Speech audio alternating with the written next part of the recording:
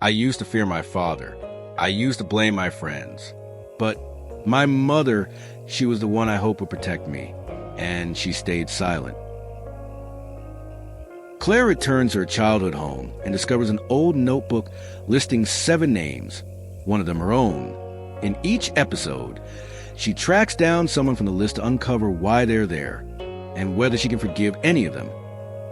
Episode 1. Claire faces Mrs. Lorna, her former neighbor, who once witnessed her fleeing her home at 17 in sheer panic. Episode 2. She finds Mr. Gavin, a teacher who lost everything after a complaint bearing her name, one she doesn't even remember filing. Episode 3. Claire reconnects with Becca, an old friend who kept a note Claire once wrote as a silent cry for help and then forgot. Now, she turns to the next name, one that's neither unfamiliar nor easy to forgive: Mom. Claire didn't sleep all night. She lay staring at the ceiling, where the glow-in-the-dark stars from her childhood still clung to the old paint. Each one was a silent promise she used to make to herself. Tomorrow will be different. When she was little, and even when she was old enough to know that no tomorrow changes on its own. That morning, when the first birdsong rose beyond the window, Claire stepped out of bed on trembling legs. Not because she didn't want to face the day, but because this time there was no one left to blame, no one left to question. Only one person, and one question she repeated in her mind her whole life. Why did Mom stay silent? Her mother was in the kitchen when Claire came down, hair tied neatly back, wearing a light beige cardigan, holding a cup of coffee like everything was just normal. And maybe, to her mother, things had always been normal like that. Claire stood in the doorway, not stepping in. She looked at that familiar back, the back she used to lean into when afraid of the dark, the back that once protected her, the one she called for when she had a fever. But now, Claire wasn't sure she knew who that woman was anymore. "You're up early," her mother said without turning around. "I didn't sleep," Claire answered. Her voice was hoarser, softer than she expected. Her mother turned, gave a faint smile. "Nightmares again?" Claire shook her head. "No, I remembered." Her mother didn't answer right away. She set her coffee down, folded her arms, and looked at her daughter. "You can think what you want," she replied. "I've told the truth plenty of times. You just didn't want to believe it." That sentence hit, like a small stone dropped into a lake already full of undercurrents. Claire clenched her fists under the table. "Then maybe today," she said, not accusing, just tired. "You can try again." Her mother sighed. "Ask," she said. "If I know, I'll answer. If I don't, I won't. And that's not a lie." Claire opened the notebook, set it on the table, flipped to the page with a single handwritten word: Mom. She didn't say anything more, just pushed the notebook toward her. And for the first time in her life, she saw her mother's hand tremble. Her mother stayed silent for a long time. She looked at the word Mom like it was something foreign, something that couldn't possibly have come from her own daughter's hand. Claire didn't press her. She knew that silence, at times, held more weight than answers. She gave her mother time. And she gave herself time, too, to accept that she was sitting here, across from the person she once believed was the safest place on earth, but who was also the first person she learned to avoid when she felt afraid. At last, her mother spoke. Her voice didn't tremble, but it lacked the certainty it usually carried. "What do you think I did, Claire?" Claire didn't look away, didn't lower her head. "I don't think you did anything, but I think you knew, and you stayed silent." A flicker in her mother's eyes, brief, but enough for Claire to see. "There were things I didn't know how to handle," her mother said. "You can think I was wrong.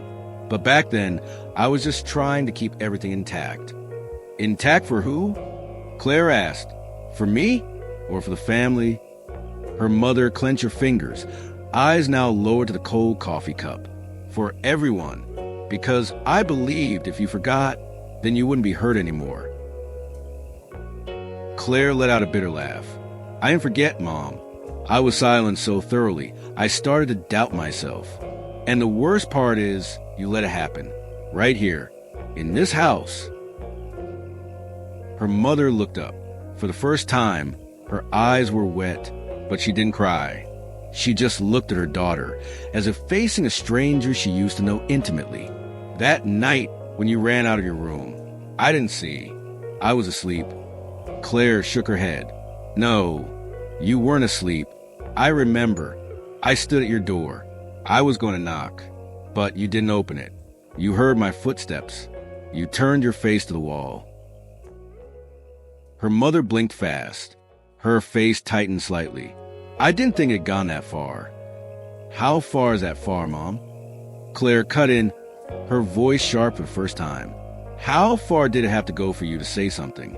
When I disappeared for 2 weeks, when the school sent letters, or when you read what I wrote in my journal and quietly put away.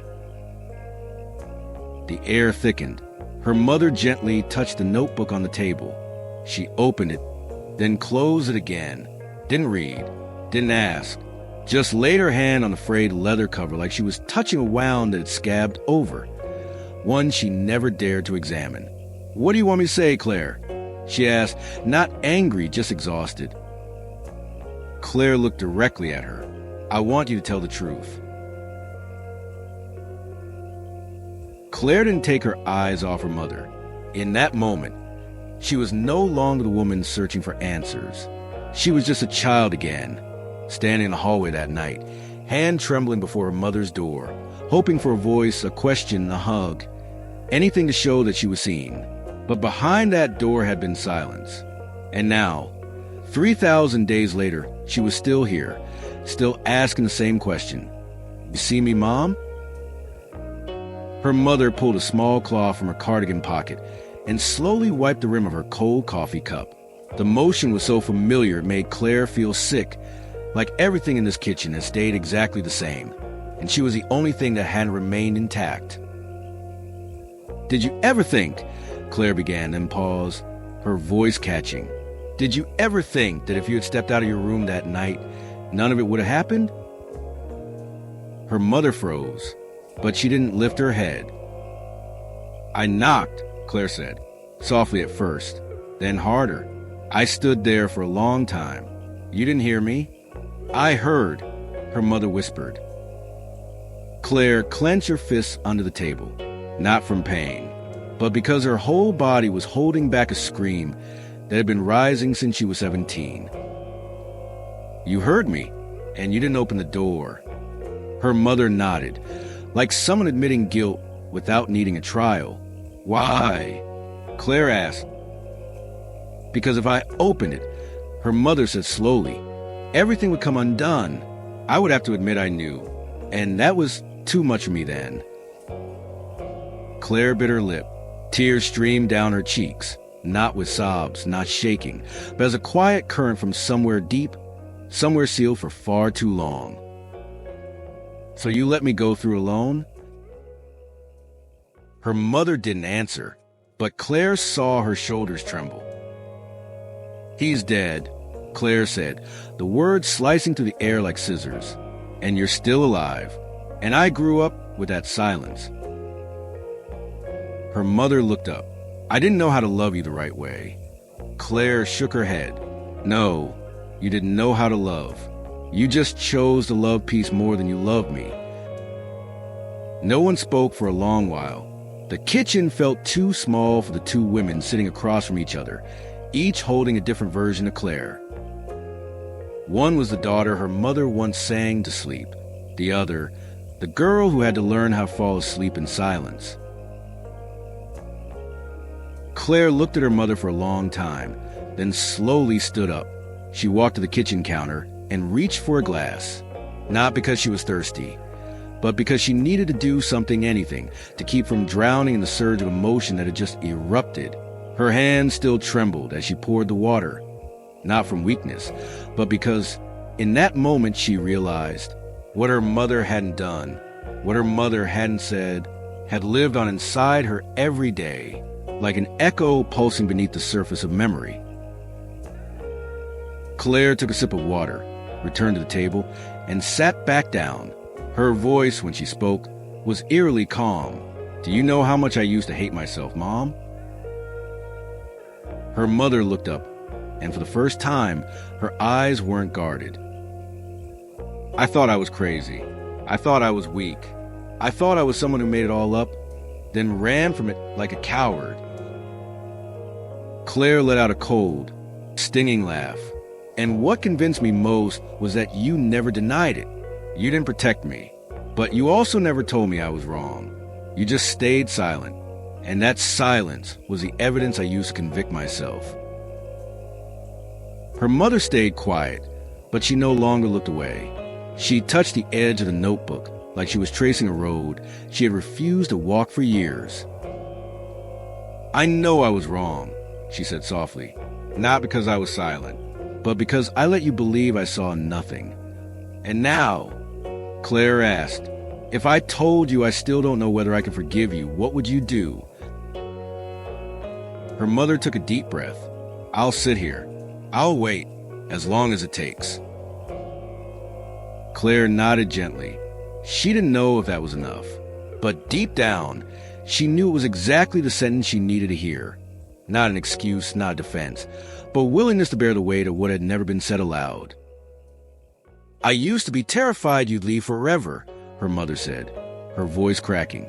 "Terrified someone would find you somewhere, not breathing. But I never had the courage to ask, 'Are you okay?'" Claire nodded softly, because if you asked, you'd have to hear the answer. Silence returned between them, but this time, it wasn't sharp like a blade or hollow like before. It was more like a necessary low note in a piece of music. Imperfect, offbeat, but real. Claire leaned back in her chair, drawing a long breath like someone who had just swum through cold water. She felt exhausted, but strangely no longer lost. This conversation hadn't brought the relief she once imagined. There was no tearful embrace, no perfectly timed, "I'm sorry," but there was something more honest, the courage to sit together, even with 10 years of silence stretched between them. Her mother looked at her as if she were seeing someone who had returned from the place she feared most. Not another city, not a distant past, but from deep inside the pain they both had chosen for so long not to touch. "Did you ever think you didn't deserve to be a mother?" her mother asked, a question so unexpected that Claire went still. She didn't answer right away. Instead, she lowered her head and reached for the notebook. Her eyes stopped at the word "Mom." The ink faded with time, but clearer than ever. "I used to think you were a coward," Claire said. "Used to think you chose comfort over truth. But now I know, maybe you were also once a child in this house. Also scared. Also unsure what to do when something wrong happened inside the very place meant to keep you safe." Her mother blinked, tilting her head slightly. No defense. No revision of the story. Claire continued, her voice softer. "And if I do forgive you, it won't be because you were right. It'll be because I don't want to keep living like every wound is permanent." Her mother nodded. For the first time, she let herself cry. No sobs, no panic, just the tears of someone who'd held something inside for far too long and had run out of space to keep it. "So, do you forgive me?" her mother asked, so gently it sounded like she feared the question itself. Claire looked at her. Her eyes no longer held anger, but they didn't yet hold forgiveness either. "I don't know," she said, "but I'm not running anymore. And if I ever cross your name off this list, I want it to be because I truly forgive you, not because I'm tired." Her mother smiled, a fragile smile, but a real one. Claire stood, walked toward the stairs, but didn't turn her back. "I'm going out for a bit," she said. "Need some air." "Okay," her mother replied. Just one word. But this time, there was nothing hidden behind it. Claire left the kitchen, notebook in hand. And though she didn't yet know if she would cross that name out, at the very least, she had rewritten it with new meaning. Claire stepped out onto the back porch of the house, her old hiding place when she was little. The oak bench was still there, more worn, more faded, but still exactly where it used to be, as if it had been waiting for her to return and finish the sentence she once left unfinished. She sat down, the notebook resting loosely on her lap. Midday sunlight slipped through the leaves above, casting dappled shadows on the time-stained pages. Claire didn't feel at peace, but for the first time, she no longer felt that tightness in her chest. The conversation with her mother hadn't ended in forgiveness. It had ended in truth, and sometimes that mattered more. She flipped to the pages again, each name a memory reopened and faced. Lorna, Gavin, Becca, Mom, each with their role, their mistake, their silence. But through them, Claire had begun to see something even clearer. All this time, the one person she hadn't dared confront was herself. She turned to the final page, the one where myself was written in a slanted, small script, like a quiet confession lost among the bold letters above it. Claire stared at that word for a long time, so long it began to feel like a mirror, and the reflection staring back at her wasn't a broken girl, wasn't someone too fragile to survive, but a woman who had. Her hand trembled as she picked up the pen. She wasn't ready to cross that name out, but she also couldn't leave it untouched. So she wrote one small line beneath it. Still learning to forgive, but no longer blaming myself. The breeze stirred gently across the porch. Claire smiled, softly, not because everything was okay, but because for the first time in a very long time, she believed it could be. Claire stood up, the notebook still in her hand. She walked back in the house and up the stairs, each step light, like someone entering another kind of dream. Not a peaceful one, but a real one. She returned to her room and sat at her old writing desk. The mirror that once stood there was gone. Only the empty wooden frame remained. She set the notebook down. From the drawer, she took a fresh envelope.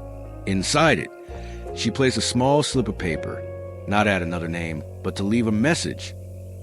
If you find this notebook, write your name first.